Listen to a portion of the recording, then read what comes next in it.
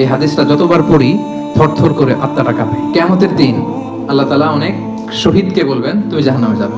সে বলবে আল্লাহ আমি জাহান্নামে যাব, আমি তো রক্ত দিয়েছি তোমার জন্য, লিইলাই কালিমাতিল্লাহ, আমার দেহের তাজা রক্ত দিয়ে আমি শহীদ হয়েছি, জানাজা ছাড়া আমার দাফন হয়েছে, আমি তো জান্নাতে যাব। আল্লাহ বলবে না, তুমি শহীদ হয়েছো এই কারণে যে লোকজন তোমাকে বীর বলবে, বীর বাহাদুর।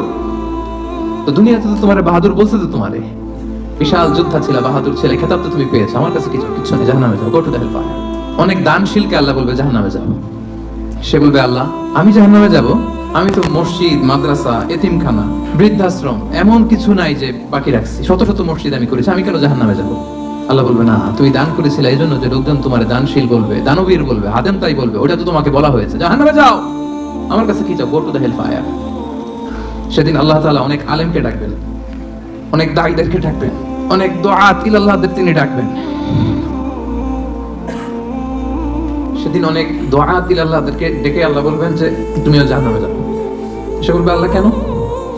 আমি মানুষকে কোরআন শিখিয়েছি, আমি মানুষকে হাদিস শিখিয়েছি, আমার কথা শুনে অনেক নামাজ ধরেছে, আমার কথা শুনে অনেকে দাঁড়িয়ে রেখেছে, আগে সুদ খেত, আমার কথা শুনে সুদ বন্ধ করেছে, আমার কথা শুনে তো আল্লাহ এরা নামাজি হয়ে গিয়েছে। দ্য এন্টায়ার সোসাইটি সুদ বন্ধ করেছে, নামাজ ধরেছে, তারা ফরজ যাকাত দিত, আল্লাহ আমি কেন জাহান্নামে যাব? আল্লাহ বলবেন তুমি এই দাওয়াতি কাজ করেছো, লোকজন তোমাকে বড় আলেম বলবে, লোকজন তোমাকে বড় সেলিব্রিটি বলবে, লোকজন তোমার নামে তাকবীর দিবে, তোমাকে বড় আলেম বলবে, বড় দাঈ বলবে।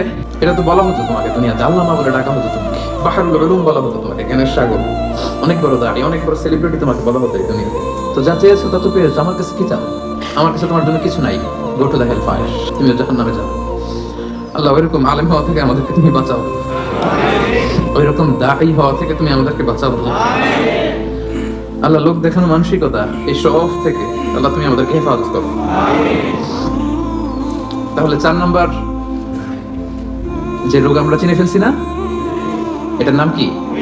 রিয়া। নামাজ পড়তেছি, মানুষ আমার বড় মুসল্লি বলে, হজ করে আসছি যেন আমার নামের আগে আলহাজ লাগায়, যাকাত দিচ্ছি, যাকাতে শাড়ি লুঙ্গি, দানবীর শিল্পপতি এটা যেন বলে, জিহাদের ময়দানে গিয়েছি, ইসলামের জন্য মিছিল দিচ্ছি, যাতে মিডিয়াতে আমাকে সবার আগে দেখা যায়। আল্লাহ বলবে go to the hell fire, জাহান্নামে যাও।